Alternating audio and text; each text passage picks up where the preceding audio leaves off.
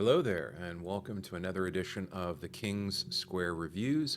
This review recap focuses on Daredevil Born Again, Episode 2, titled Optics. This is a spoiler heavy review and recap, so if you haven't watched this episode, stop listening to me and go watch it, then come back. Before diving into the review, let's get some shameless self promotion out of the way. If you like my content, be sure to hit that like and subscribe button as well as the bell icon to get notifications when I drop more content. I have another channel on here called The King's Square where I'm posting TTRPG related content, so give that a look if you're interested. The link will be in the description below. And lastly, if you want to support me financially, check out the Patreon link in the description below. You'll get early access to videos like this one, as well as exclusives that will only be available on Patreon. I have a $5 tier for those that want early access, and a $15 tier for those that want exclusives as well as early access. If you decide to sign up, it's greatly appreciated. Now that I've got the plugs out of the way, let's dive into the review. Daredevil Born Again's second episode is titled Optics, and it's a fitting title for an episode that focuses on perception versus reality. We start off with Wilson Fisk, newly elected mayor of NYC, giving a speech during New Year's Eve to the city. Hell of a way to start off the new year, if you ask me. He's stately, but he's still very detached in his delivery. Fisk tries to go for warm and nurturing, but that's never been his style, and he doesn't do it well. Fisk does make sure to mention specific vigilantes such as Punisher, Daredevil, and Spider-Man, showing that this new version of Daredevil is firmly planted in the current MCU. We cut from there to two men apparently mugging a third in a subway station when a citizen sees this and tries to intervene. The mugging victim disappears in the ensuing brawl, and one of the muggers attempts to attack the citizen as a train approaches, only to slip and end up getting run over by the subway train. Thankfully, we're spared the gory details of that death, but the gut punch happens a second later. The other mugger identifies himself as NYPD, and his partner just died. This is not going to go well for our citizen savior here. I enjoyed the early scenes between Fisk and his chief of staff, Sheila. Fear drives Fisk's actions, as they always have up to this point. But the focus of his fear is not living up to the standard set by his abusive father. As Fisk points out in this scene, one of the only men his father ever really respected was Fiorello LaGuardia, who many historians consider to be one of the best mayors in NYC's history. Sheila doesn't quite know what to make of Fisk at this point. She feels like the political operator who is trying to guide the novice on how to best present himself to the political establishment and the people of the city, which is no easy task. And to his credit, Fisk does appear to be listening to her advice, at least nominally. I mean, what's the point of hiring a political advisor if you won't heed their advice after all? I will admit up front that I had no idea who Hector Ayala was prior to watching this episode and researching White Tiger. For those not in the know, White Tiger is a Latino superhero first introduced in 1975. The character is one of the first, if not the first, Latino superhero introduced by Marvel at the time. Hector Ayala is the first White Tiger in the comics. Here he is played by Camar de los Reyes, who unfortunately passed away in 2023 from cancer. When I watched the initial fight scene between Ayala and the two rogue cops, Powell and Shanahan, it was clear that Ayala knew his way around a fight, and I'm glad that the writers wisely chose to include the reveal quickly in this episode rather than drag it out over the course of the season. It also sets up an interesting legal argument over whether his identity as White Tiger should be included in his trial for Shanahan's death, which I think will also play out even more as the season continues. How Murdoch becomes involved is a nice bit of setup here. While assisting another client on a DUI case at the 15th Police Precinct, Matt overhears Hector being beaten by the cops into signing a confession of his guilt. Always willing to stick up for someone in the face of such brutality, Murdoch steps in and becomes Hector's lawyer, which surprises Hector to no end. Both Cherry and McDuffie are not happy about Matt taking on Hector's case, mainly due to the optics of defending a suspected cop killer. To be fair, the pair of them aren't wrong.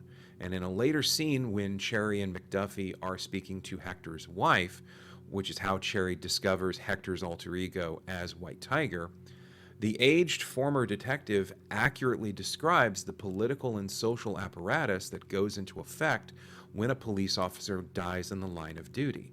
It's not a pretty facade. It's a machine that grinds forward inexorably until someone pays for the death of that officer.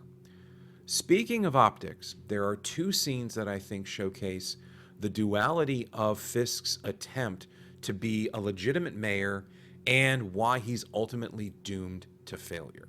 The first scene is when Fisk is on his way out to one of the 5 boroughs and is stuck in traffic due to a massive depression in the street. And you can clearly see work crews milling about, waiting for the proper permit to begin work on fixing this massive sinkhole, which almost looks like someone landed in the street, but I digress from that. Getting fed up with waiting, Fisk gets out of the car and begins ordering the crews to start working on fixing the street immediately, which, as the mayor, he should be able to do. It turns into a photo op as people start taking out their cell phones to record or live stream the event.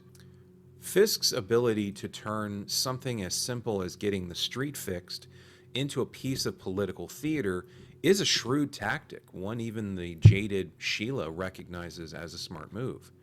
Contrasting that bit of politics with something far more sinister is Fisk's interactions with Police Commissioner Gallo, played by Michael Gaston.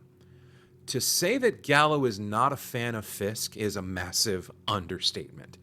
There's real, bitter hatred driving Gallo, who sees Fisk as nothing more than a pretender. Given that Fisk's actions in the past as the Kingpin have resulted in both civilian and police fatalities, you can't really blame Gallo for his loathing of Fisk. Gallo plans on resigning from his post as police commissioner without staying on to give Fisk time to find a replacement, something that would cause a significant number of NYPD cops to also walk out. Fisk decides to use a tactic from his criminal days and threatens Gallo with harming a young woman and her son who are tied to Gallo. While it's not explicitly stated who they are, my guess would be Gallo's mistress and love child. Using that leverage, Fisk gets Gallo to agree to stay on as commissioner and accept that there will be no increased funding or personnel for the NYPD moving forward. Gallo accepts this situation grudgingly, and I'm sure this is going to come back to bite Fisk in the ass at some point in the future. Gallo also described Fisk as a monster trying to rewrite his legacy, and the blackmail scene makes his words scary accurate. We don't get to see much of Hector Ayala in this episode, but what we do see shows a man who, at least on the surface, wants to do good by people. As he says during his conversation with Matt after the latter discovers his identity as White Tiger, people need heroes to believe in. The irony of Hector calling out Daredevil's absence to Matt's face is not lost on Matt in that scene.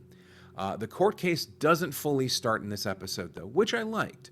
I was hoping that this would become a thread for the first few episodes rather than a one-and-done storyline. Tying into the title of the episode, the fact that District Attorney Hochberg, aka the Hawk, shows up for the arraignment, which is a simple legal procedure that anyone in his office could have handled, speaks volumes to both Hochberg's arrogance and the apparatus of the system that Cherry spoke about to Ayala's wife.